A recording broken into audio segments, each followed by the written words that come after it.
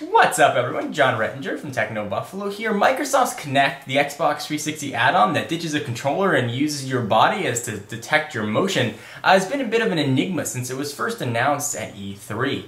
There are only a few places right now in the country where you can actually get some hands-on time with Kinect, and I happened to get the unique opportunity to be able to go to one of those and spend some time with the Kinect system. So the footage you're about to see is some hands-on time of some people playing Kinect, and I'll sort of chime in over it, give you some demonstrations and some thoughts about how well Kinect works, and at the end, I'll pop in and sort of give a very early review. I hope you enjoy.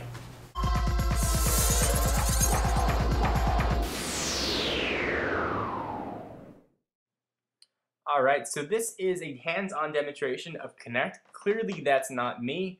But I was able to get some footage of me playing this game a little bit later, and this kid right here. So you can see that he's playing the boxing game. You've got the Kinect unit sort of on display right below the television, as well as an Xbox controller. You can see sort of as he dances, it moves with it. It wasn't entirely the accurate I would have liked. I'm wondering if it might have to do with the kid's height. When I got some hands-on time with it, as I mentioned in the first beginning part of this video, it was noticeably better.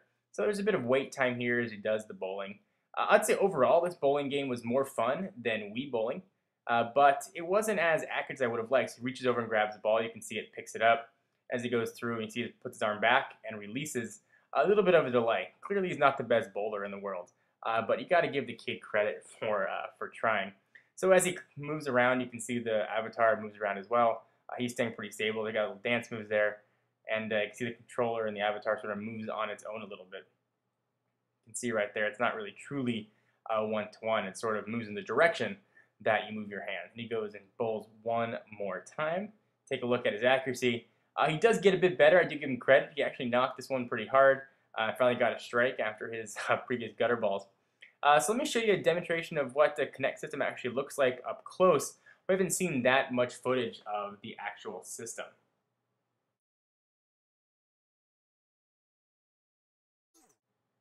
Alright, so here we have the Kinect unit itself. It is very small, smaller than I expected it to be.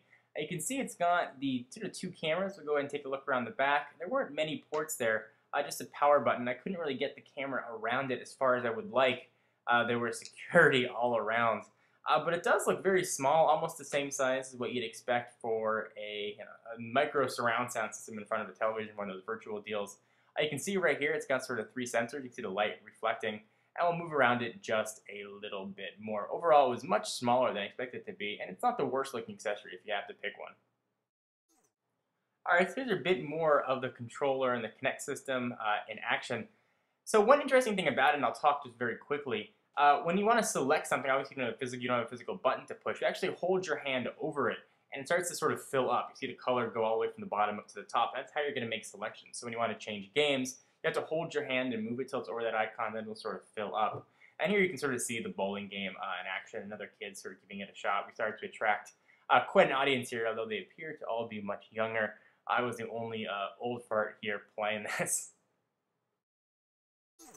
Alright, so as you can see from Kinect, it's a bit of a mixed bag. It's a really cool idea, and you feel very, very high-tech and sort of future-y, moving your hands around and throwing the balls and running in some of the games that they had. It really is a lot of fun, and you do get a pretty good workout playing some of the games as well, surprisingly. However, in the current form, it's how well it's calibrated and how well it works in a one-to-one motion wasn't as good as I would have liked when I moved my hand if it was out of the camera range and I was right in front of it.